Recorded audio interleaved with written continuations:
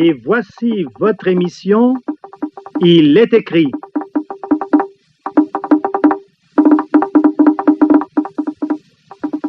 Une analyse des tendances, des faits, des événements de notre époque à la lumière des Saintes Écritures.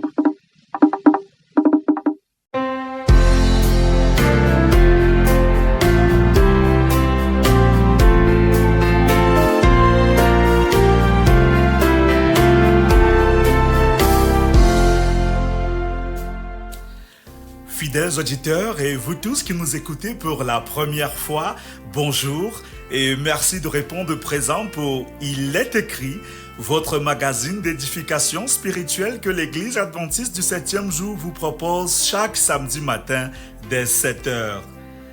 Lionel Simo gère la partie technique, Madeleine Sangou est bien là pour nos conseils santé, Emmanuel et Marcel Milon s'occupent de la logistique, Clovis Uchien-Faupas, c'est mon nom, et ce matin, je vous invite à placer notre totale confiance en Jésus parce qu'il est le seul capable de nous sortir de toutes les situations difficiles de cette vie.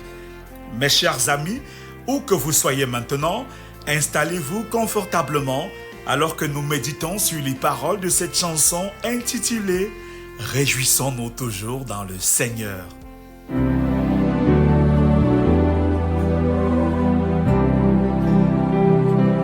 Réjouissons-nous toujours dans le Seigneur, peu importe ce qui nous arrive, le Seigneur a promis de faire concourir toutes les choses à notre bénéfice.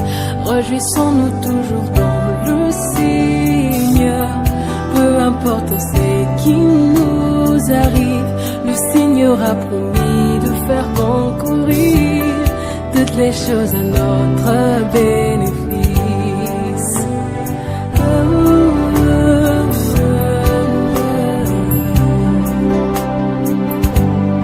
Que des afflictions viennent nous menacer, que la mort frappe à notre porte. Il a promis que sa grâce ne nous fera jamais défaut, qu'il est bon. Réjouissons-nous toujours dans le Seigneur, peu importe ce qui nous arrive, le Seigneur a promis de faire concourir toutes les choses à notre bénéfice.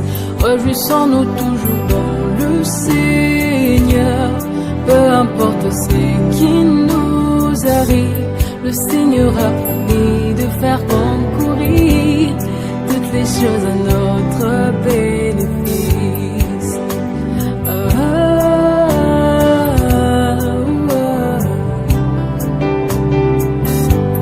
Que nous soyons en manque de vêtements ou de toute nourriture, il vêtit l'herbe de champ et il nourrit les oiseaux du ciel. Quel bonheur! Réjouissons-nous toujours dans le Seigneur, peu importe ce qui nous arrive, le Seigneur a promis de faire concourir toutes les choses à notre bénéfice. Réjouissons-nous toujours dans le Seigneur, peu importe ce qui nous Dans la suite de notre magazine, nous parlerons de l'hydrothérapie, cette méthode thérapeutique qui consiste à utiliser l'eau sous ses différentes formes afin de prévenir, traiter ou soigner les maladies. Qu'elle provienne du robinet à la maison ou de la mer, qu'elle soit minérale ou de source, l'eau possède des vertus médicales dont nous devons tous profiter. Ne bougez surtout pas et vous en saurez un peu plus. Nous aurons aussi une méditation sur le thème de la solitude parce que personne ne peut nier que l'homme moderne se sent de plus en plus seul et isolé malgré les progrès technologiques. Certaines personnes, pour fuir ce sentiment de solitude, se réfugient dans l'alcool, la drogue, le sexe illicite et toutes sortes de vices encore. D'autres pensent n'avoir pas d'autre choix que le suicide. Et pourtant, Dans toutes les étapes de notre vie, même dans nos détresses, nous ne sommes pas seuls car Dieu se soucie vraiment de nous. Restez des nôtres, chers amis, alors que nous en parlons dans ce magazine. Nous finirons enfin avec notre page de nouvelles pour prendre la température de l'Église ici et ailleurs.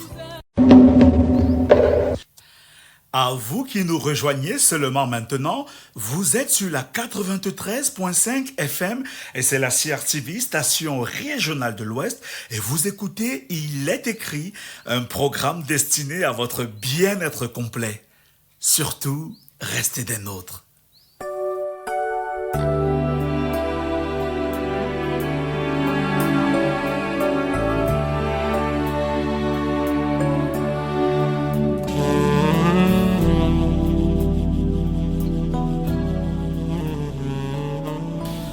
Mes chers amis, voici venu le moment de nos conseils santé et c'est avec, bien sûr, Madeleine Sango.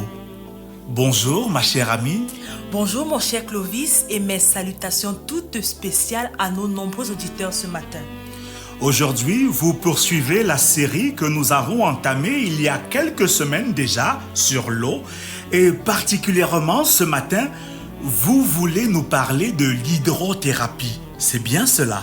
Effectivement, mon cher Clovis, l'hydrothérapie est une méthode thérapeutique qui consiste à prévenir, traiter ou soigner en utilisant de l'eau et cela peut nous être très utile. Mes chers amis, l'eau est un merveilleux don que Dieu nous a fait. Elle peut nous être utile dans plusieurs domaines de notre vie.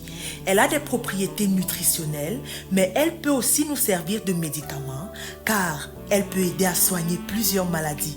Voici pour nous ce matin, mes chers amis, quelques façons d'utiliser l'eau pour nous soigner.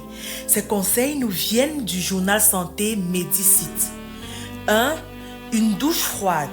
Prendre une douche froide est très bénéfique pour la circulation du sang. Le froid transmis de la peau aux vaisseaux sanguins et aux capillaires a pour effet de les rétracter et par là même d'y accélérer la circulation du sang. Cette circulation sanguine, stimulée par une douche froide, améliore également le bien-être des personnes souffrant de jambes lourdes et de varices causées par un mauvais retour veineux. 2. Une douche chaude. La douche chaude a un effet relaxant. Elle nous permet de relâcher toutes nos tensions musculaires. Par son action calorifique, la douche chaude aide les fibres musculaires à relâcher la tension, dénoue les contractions musculaires et soulage les raideurs. Elle a aussi un effet antidépresseur car elle nous permet de calmer le stress et même la dépression. Il nous est néanmoins conseillé de ne pas prendre une douche chaude à plus de 38 degrés. 3. De l'eau à jeun. Dans des cas de troubles digestifs tels que la constipation, il est conseillé de boire un grand verre d'eau le matin à jeun et au moins 1 litre pendant la journée. L'eau hydrate les selles et favorise les contractions intestinales, permettant ainsi une meilleure évacuation des déchets de notre corps. 4. L'application de la compresse. L'application d'une compresse imprégnée d'eau froide au niveau du ventre ou du buste pendant 15 à 30 minutes peut soulager les problèmes digestifs et les troubles cardiaques. 5. L'inhalation. L'une des meilleures thérapies pour combattre le stress et la tension auxquelles nous sommes soumis quotidiennement est d'aspirer de la vapeur d'eau. C'est aussi un puissant moyen de lutter contre le rhume car les vapeurs chaudes contribuent à humidifier les muqueuses et fluidifier les sécrétions nasales afin de faciliter leur évacuation. 6. Gargarisme à l'eau froide salée. Faire un gargarisme consiste à se rincer la gorge avec un liquide puis le recracher. Le gargarisme permet de réduire le saignement des gencives et les inflammations et permet de les maintenir en bonne santé. Il permet aussi d'apaiser la douleur lorsqu'on souffre d'un mal de gorge. 7. Massage à la glace. Lorsqu'on fait face à une blessure, un massage à l'eau glacée peut être très efficace pour lutter contre le gonflement et la douleur. Il aide à traiter les crampes musculaires et même les déchirures. Voilà, mes chers amis, nous venons de voir quelques façons dont nous pouvons utiliser l'eau pour nous soigner. Je nous invite à les mettre en pratique afin de bénéficier pleinement des vertus de l'eau que Dieu a mises à notre disposition. N'oublions pas que Dieu se présente à nous comme la source d'eau vive à laquelle nous pouvons nous abreuver sans limite. Il dit d'ailleurs dans le livre de Jean chapitre 7 verset 37, « Si quelqu'un a soif, qu'il vienne à moi et qu'il boive. » C'est tout pour ce matin, mes chers amis, mais je vous invite à être des nôtres samedi prochain, car nous parlerons encore de l'eau. Bon sabbat à tous. Bon sabbat, ma chère Madeleine. Nous avons déjà hâte de vous retrouver la semaine prochaine.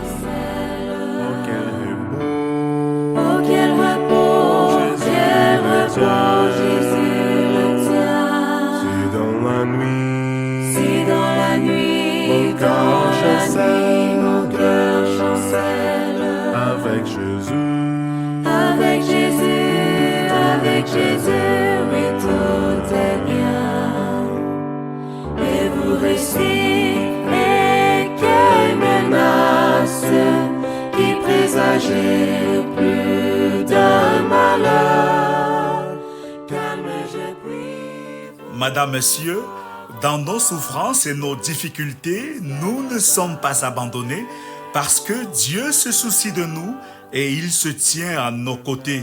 Et sa volonté est de vivre avec nous pour toujours. Voilà pourquoi il nous offre la vie éternelle par le sacrifice de son Fils Jésus-Christ. Soyons attentifs pour la suite.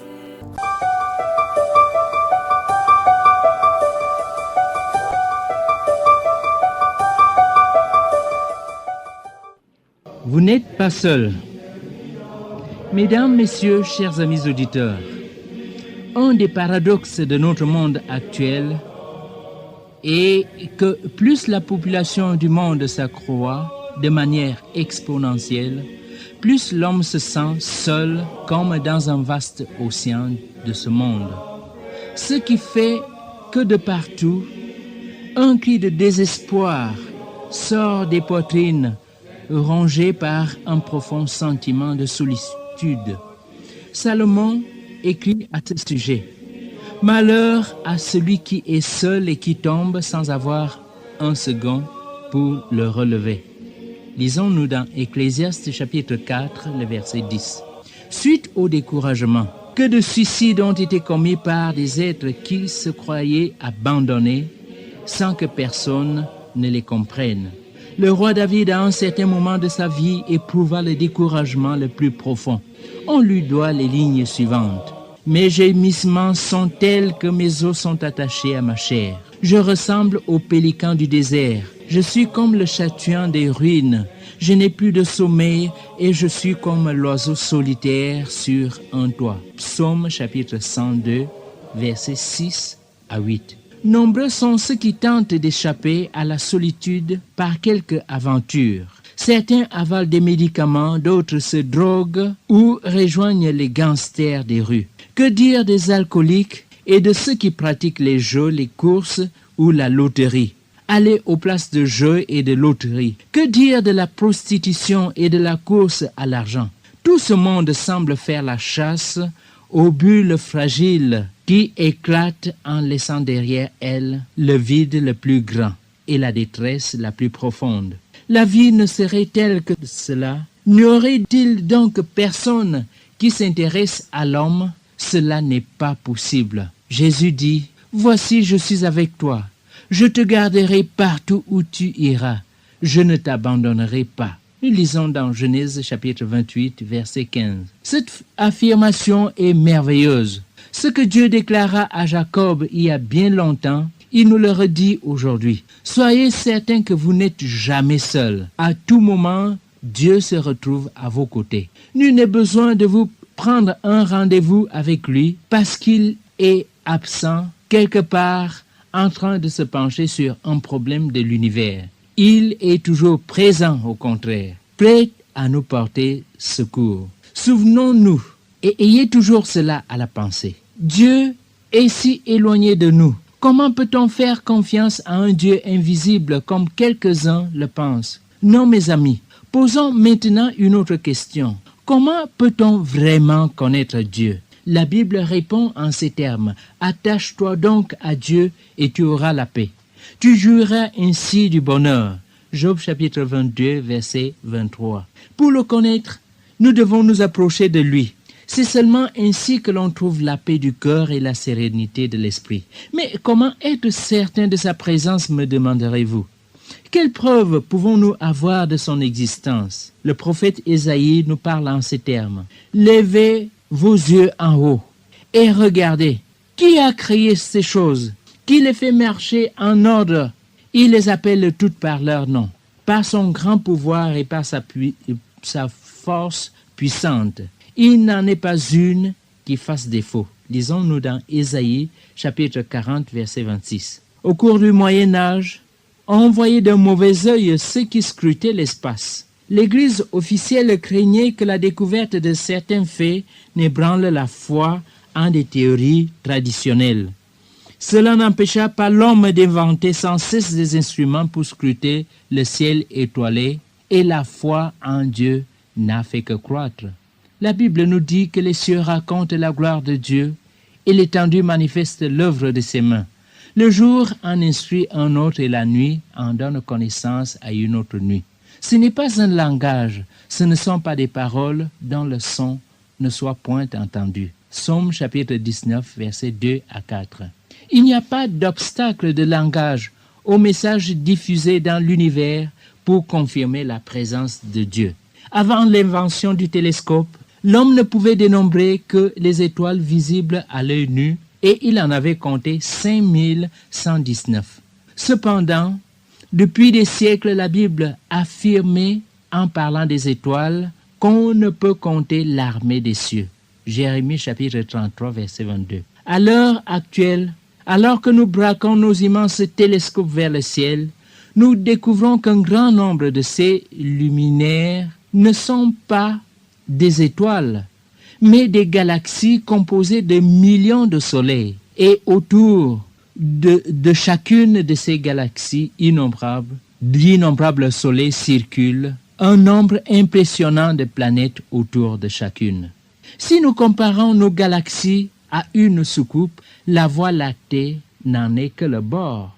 Un astronome nous affirme: notre demeure dans l'univers est une spirale de 200 milliards d'étoiles, un amas de soleils tournoyant dans l'espace comme une toupie enflammée. Toutes les 24 heures, notre galaxie parcourt 2 millions de kilomètres à travers un espace de plus de 100 000 kilomètres à l'heure. C'est hallucinant, n'est-ce pas? Si nous divisions le ciel en sections à la dimension de la Lune, notre télescope pourrait repérer 1000 galaxies dans chacune d'entre elles. Certaines photographies révèlent plus de 10 000 galaxies. Le télescope du mont Palomar permet de voir jusqu'à 1 million de galaxies rien qu'à l'intérieur de la constellation de la Grande Ourse. L'esprit humain ne peut concevoir cette immensité. Pourtant, Dieu s'est servi de 2 illustrations pour nous aider à comprendre la nature de son univers. Un jour, il fit sortir Abraham de sa maison et l'invita à contempler le ciel étoilé. « Regarde vers le ciel et contemple les étoiles, lui dit-il. Si tu peux le compter, telle sera ta postérité. » À une autre occasion, il amena Abraham sur le bord de la mer morte et il lui dit: « Je te bénirai, je multiplierai ta postérité comme les étoiles du ciel et comme le sable qui est sur le bord de la mer. » Genèse chapitre 2, 22, verset 17. Un astronome a dit que si on pouvait compter tous les grains de sable sur toutes les plages du monde, on obtiendrait probablement le nombre d'étoiles du firmament. La prochaine fois que vous irez à la plage, essayez donc de compter les grains de sable contenus dans votre paume de la main. Quand je contemple les cieux, ouvrage de tes mains, la lune et les étoiles que tu as créées. Qu'est-ce que l'homme pour que tu te souviennes de lui? Psaume chapitre 8, versets 4 et 5. Comment un Dieu si puissant, mes amis, régissant un si vaste univers, peut-il s'intéresser à l'homme et pourvoir à ses besoins? Jésus nous assure que pas un passereau ne tombe à terre sans qu'il le sache. Ne craignez donc pas, ne valez-vous pas beaucoup plus que de passereaux? Et Jésus a ajouté, de même les cheveux de votre tête sont tous comptés.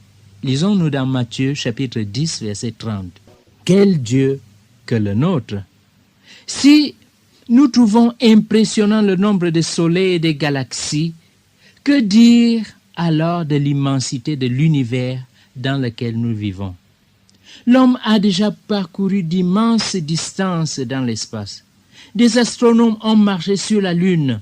Après tout, ce ne fut pas un si grand voyage, puisque la Lune est notre voisine la plus proche. Notre Soleil est 1 million de fois plus grand que la Terre et se trouve à une distance de 150 millions de kilomètres. En distance astronomique, il est encore tout près. L'étoile la plus proche de nous est Alpha Centaure, à une distance de près de 400 000 milliards de kilomètres de la Terre. Si nous voyagions en fusée à la vitesse de 40 000 kilomètres à l'heure, il nous faudrait 120 000 années pour atteindre cette étoile. La distance dans l'espace est quelque chose d'incompréhensible. Il n'est pas étonnant que la Bible dise « Dieu n'est-il pas en haut dans les cieux? Regarde le sommet des étoiles, comme il est élevé. » Il est impossible à l'esprit humain de saisir l'immensité de l'univers, ni le nombre de ses mondes et son extraordinaire fonctionnement. À la seconde près, les astronomes peuvent prédire l'endroit exact où se trouvent les corps célestes, et cela des milliers d'années à l'avance. Quelle est cette intelligence suprême qui a fait cet univers avec tant de perfection? Ésaïe révèle le pouvoir qui entretient le mouvement de cette merveilleuse et monstrueuse machine. À qui me comparerez-vous pour que je lui ressemble? Dit le Saint. Levez vos yeux en haut et regardez qui a créé ces choses, qui fait marcher en ordre leur armée. Il les appelle toutes par leur nom. Ésaïe chapitre 40, versets 25 et 26. Le directeur d'un observatoire a dit ceci. Rien ne prouve que l'univers soit automatique ou qu'il ait en lui-même le pouvoir de faire des lois qui nous gouvernent. La simple matière ne peut être douée d'une telle capacité. L'univers n'est pas un rassemblement fortuit de corps se mouvant sans méthode ou ordre. Il est l'œuvre de la toute-puissance. C'est exactement ce que reconnaît l'apôtre Paul quand il dit « Il est avant toute chose, et toute chose subsiste en lui. » Par l'étude des microscopes, par l'étude des atomes et par l'étude des galaxies géantes, nous constatons un système fonctionnant parfaitement et dépendant d'une intelligence supérieure. Toute la création, en effet, témoigne de la grandeur de Dieu. Ainsi, mes amis, quel grand Dieu que le nôtre, mais aussi quel réconfort quand il nous dit « Je t'aime d'un amour éternel ». Et si vous aviez encore le moindre doute à l'esprit, écoutez comment Dieu décrit son amour d'une façon très simple. Une femme oublie-t-elle l'enfant qu'elle allait? N'a-t-elle pas pitié du fruit de ses entrailles? Et pourtant, aussi pénible que cela soit, il est déjà arrivé qu'une femme oublie son enfant. Mais Dieu ajoute, quand elle l'oublierait, moi je ne t'oublierai pas. Voici, je t'ai gravé sur mes mains. Ésaïe chapitre 49, verset 15 et le verset 16. Dieu s'est toujours efforcé de démontrer son amour pour l'homme par l'intermédiaire des prophètes et même des anges. Mais ces interventions s'avèrent insuffisantes. Les hommes sont restés sourds aux appels des ambassadeurs de Dieu. C'est pourquoi Dieu a envoyé son Fils. Jésus, le Fils, a parfaitement révélé la personnalité et le caractère de Dieu. Oui, Jean avait raison quand il disait que Dieu a tant aimé le monde qu'il a donné son Fils unique. Christ est mort à votre place, Christ est mort à ma place. Il a souffert les coups de fouet, les épines blessant son front, les blessures faites par les clous enfoncés dans ses mains et ses pieds. Il a subi tout sans jamais protester. Il aurait pu appeler des milliers d'anges pour le libérer. Il aurait pu se sauver lui-même. Mais tel n'était pas son projet, parce qu'il nourrissait un grand amour pour vous et pour moi. Ne voulez-vous pas, amis, abandonner votre vie à ce Sauveur bien-aimé? Il vous sauverait et il vous sortirait de votre solitude. Parmi tous les dangers, c'est toi qui me rassure contre tous les assauts. C'est toi mon bouclier. C'est toi si je faiblis qui guérit mes blessures. Pour pouvoir tout sur toi, je n'ai qu'à m'appuyer. Vous venez d'écouter la méditation intitulée « Vous n'êtes pas seul », une réflexion du pasteur Clémenceau et Yamudjo. Chers amis, voici à présent nos nouvelles.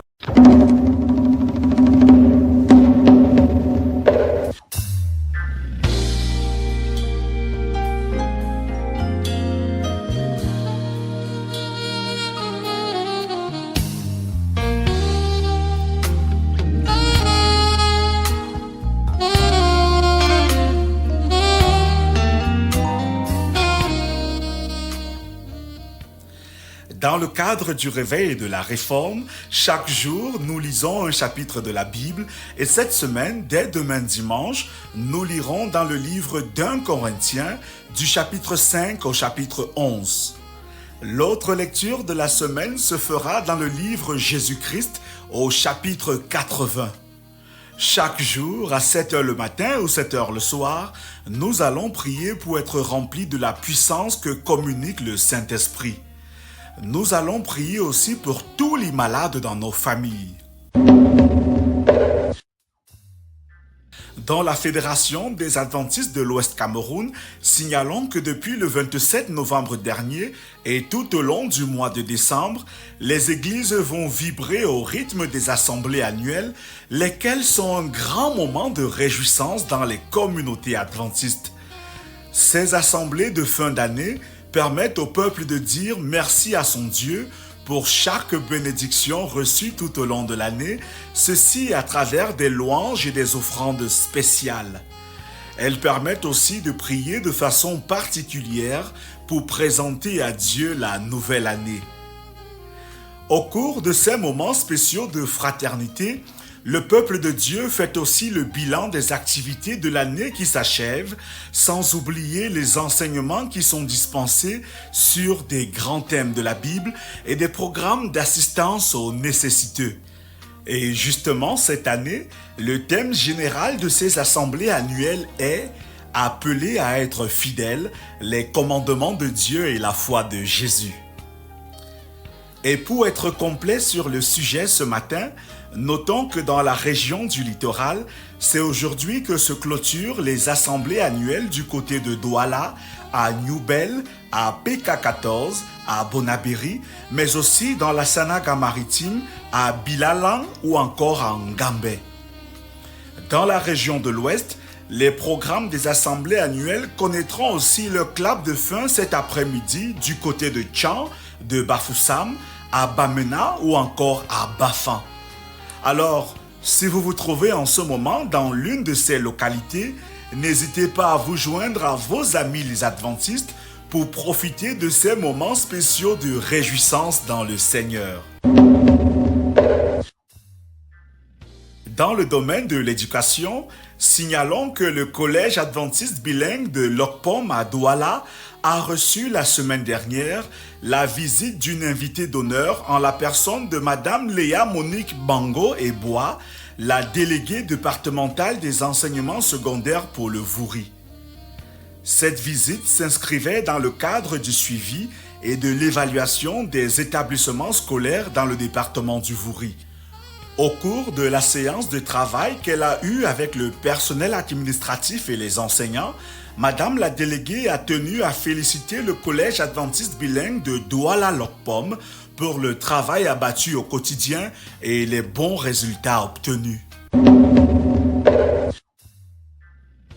En page culture, si vous vous trouvez en ce moment du côté de Yaoundé ou ses environs, alors notez ce rendez-vous musical auquel vous convie la chorale Hope Singers et 3 autres groupes de chant. C'est cet après-midi dès 15h45 dans la chapelle du complexe scolaire adventiste d'Odja. L'entrée est libre et gratuite. À l'étranger, l'orchestre de l'Académie adventiste de Hong Kong, HKEE, a représenté Hong Kong lors du 26e Festival international des orchestres juniors à Omiya au Japon. Au cours de ce prestigieux festival qui a réuni des orchestres venus de 12 pays, dont les États-Unis, la France, le Brésil, la Chine ou encore la Corée du Sud, l'orchestre adventiste de Hong Kong a brillé par ses performances qui ont édifié le public venu nombreux.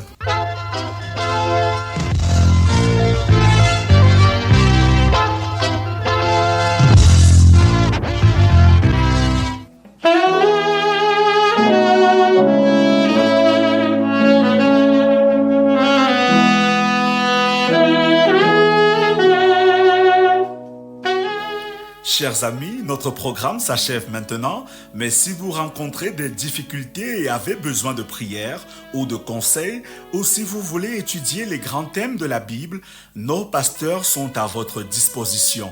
Il vous suffit de nous contacter au 699 85 85 69 ou encore au 675 42 80 95 ou enfin au 699 66 45 05. Merci à la grande équipe de la CRTV Ouest pour la mise en onde de ce magazine. Clovis Suchienfopas et moi. Et par la grâce de Dieu, je vous retrouverai samedi prochain lorsqu'il sera 7h. Mais d'ici là, rappelons-nous cette belle promesse du Seigneur. Je vous laisse la paix, je vous donne ma paix, je ne vous donne pas comme le monde donne. Que votre cœur ne se trouble point et ne s'alarme point. Dieu vous bénisse. Fils, mon rocher, ma lumière et mon sauveur.